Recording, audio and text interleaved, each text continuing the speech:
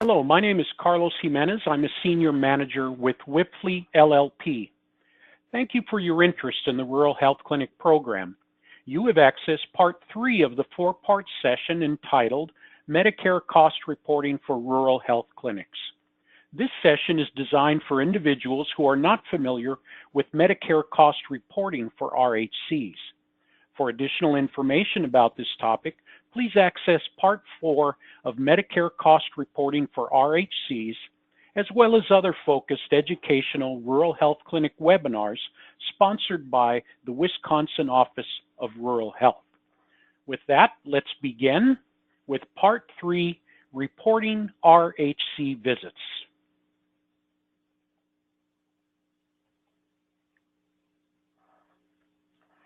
As you may have seen from the previous session or recall from the previous session, we start again with the basic formula, which shows as the numerator allowable RHC costs, which were addressed briefly in the last session, and the denominator of RHC encounters or visits.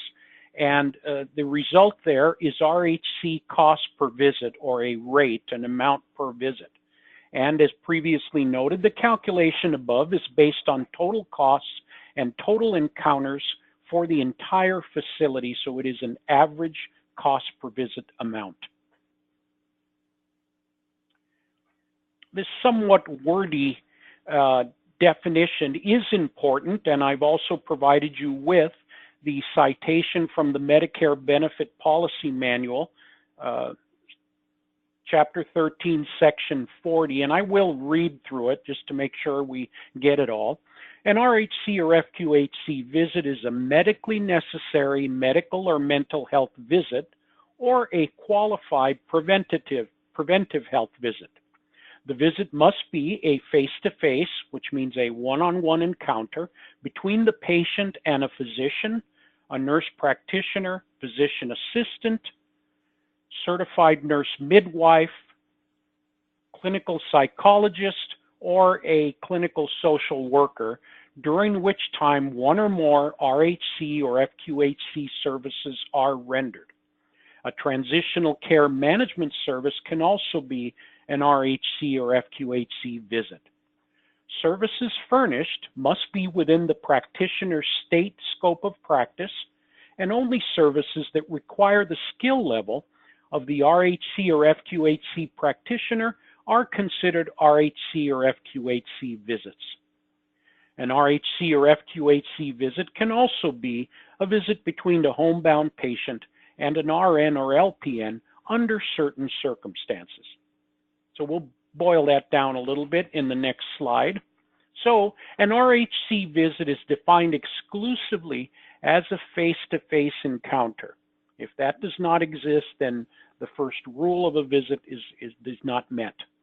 Only one visit per day per location is allowed. Now, the only exceptions to this are where there is a second illness or injury that occurs after the previous visit, the earlier visit, or a visit to a dentist or other practitioner. Again, recall that this does not apply to Medicare, as dental services and most of these other practitioner services are not Medicare services, but they may apply in the case of your Medicaid program. Allowable visits exclude services rendered within the hospital in or out patients, nurse-only services, ancillary service, and that we're talking primarily about lab radiology only, vaccinations, etc. So a patient, for instance, who comes in for a vaccination, sees a nurse, that is not considered a visit for the purposes of Medicare rate setting. Under certain circumstances, home visit and nursing home visits performed by an RN or LPN may be included. You would want to check the regulations for those specific conditions. Now, important to note that visits should be compiled or tracked by practitioner, type of service, and payer, and at the least Medicare, Medicaid, and other groupings for purposes of the cost report. All visits should be counted so that non-billable and or non-allowable visits can be identified and excluded from the cost report. Mental health visits should be counted separately from medical visits, as you are required to separately report them in the cost reports. Now, having said all that, counting visits is often easier said than done, and we'll see some examples of that. First of all, the common data sources for visits are internally your billing system, and we're talking here about claims actually billed. Reports on claims that were billed often can serve as the source document. Another internal source is patient registration or utilization reports that are generated by your system. So that's the second type.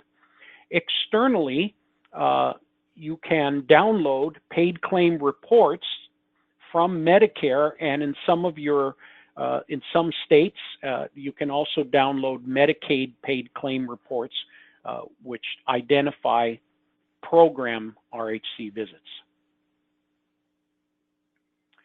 One of the issues with internally generated reports or data is that they can be misleading, and some examples of these potential issues are a report counting units of service instead of visits. When there were multiple things, as for instance, done during that patient's visit, the units of service are listed there, but they together are more than just the one visit. Including non-visits, that is a nurse-only type of a visit. Including non-RHC visits, perhaps from some type of an activity report showing that the practitioner rendered a service for which the clinic billed in the hospital, but that service is not an RHC. And they often exclude non-billable visits. That's things that are cash only, a global visit, perhaps a follow-up to a procedure done in the hospital, things of that nature. So those are some examples of where internally generated reports could be problematic. Now, at the time of an audit, the program auditors will utilize their corresponding paid claim reports as the basis for the total program visits. And documentation for total visits is often one of the most contentious issues during program audits, and that is total visits versus program.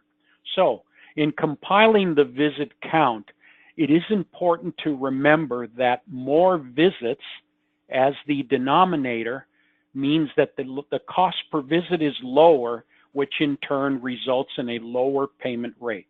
So that's a good formula to remember and to consider when you are compiling visit counts for purposes of cost reporting, particularly if you are in a situation where your rate every year is based upon the filed cost report. Now, in addition to just reporting the total number of visits, the Medicare regulations require that productivity standards shown below, there as the minor bullet points, be applied to the following types of RHC practitioners. And that's physicians, and you see there are various categories of physician practitioners that are included in that group. Nurse practitioners and physician assistants. So for physicians, the Medicare productivity standard is 4,200 visits per productive worked physician FTE per year. And for mid-level NPs and PAs, it's 2,100 visits. Now, it is important when you are preparing labor information supporting the FTEs reported that the productive or worked hours for your practitioners should only include time spent in direct patient care related activities. Now that is time right before the patient, charting or data entry, recording the visit, medical record information, so on. All of that is directly related to patient care. However, there may be other types of time that we'll look at in a moment or two here that would be excluded. But this is very critical because the standard is calculated based on the FTE that is reported. Now, once the productivity calculation is done, the total visits that are used in the calculation of the cost per visit is the greater of actual visits or the minimum allowable visits, which represents the FTEs times the productivity standard. Within the cost report, these productivity standards cannot be manually adjusted. In other words, they must be 4,200 or 2,100. Therefore, if a provider worked only a portion of a year, or if the cost report represents only a portion of a year, the FTE number should be adjusted accordingly. So what are a couple of data sources? Just two examples of data sources for practitioner hours, FTEs. If they are employees, it would be payroll records. If they are contracted personnel, practitioner staffing schedules, or other types of time records utilized by the contracted practitioners. There may also be reporting depending on your computer system. There may also be reporting available through the system of time in and time out with patients. So in general, and this is important based on what I said in the previous slide, in general, non-productive hours consist of paid time off, all other types of paid leave, jury duty, personal leave, etc., education time, and time spent on call. So it is critical that when you are compiling time for purposes of FTEs in the cost report, you make sure to include only that direct patient care related time. So here's an example of the productivity standard. This is taken directly off the type of worksheet one would find in the cost report. This first example shows where allowable visits exceed the productivity adjusted visits. So in column 1, we see the number of FTE personnel reported, and remember this is productive worked. The total actual visits are reported in column 2. You see them there for the two categories that this sample clinic had. The productivity standard are 4,200 and 2,100, and the extended minimum visits, that is column 1 times column 3, are, as you see there, 28,000, 4,000. So in aggregate, the actual number of visits was 33,500. The minimum productivity adjusted visits were 33,390. So for purposes of the cost report, the larger, the greater of the two, which is actual visits, which we see in column 4, is what is utilized. Now we have an example, same type of thing, where the productivity adjusted visits exceed allowable visits. I already walked you through that, so you see that on line 4, column 2, there were 28,000 actual visits. In column 4, line 4, we see that the minimum visits as previously calculated were 33,390. So in this case, because the productivity standard was not met, and that is overall, if you know, the minimum visit count is what is used for rate setting. Recall back to the page that I talked about, the greater the numerator, the lower the cost per visit. So this is a situation where because the total visits were less than the standard, the rate is going to be lower. And that concludes part 3, reporting RHC visits. I want to thank you again for your interest in the Rural Health Clinic program. You have participated in part 3 of the 4-part session entitled Medicare Cost Reporting for Rural Health Clinics. For additional information about this topic, please access part 4 of Medicare Cost Reporting for RHCs, as well as other focused educational rural health clinic webinars sponsored by the Wisconsin Office of Rural Health.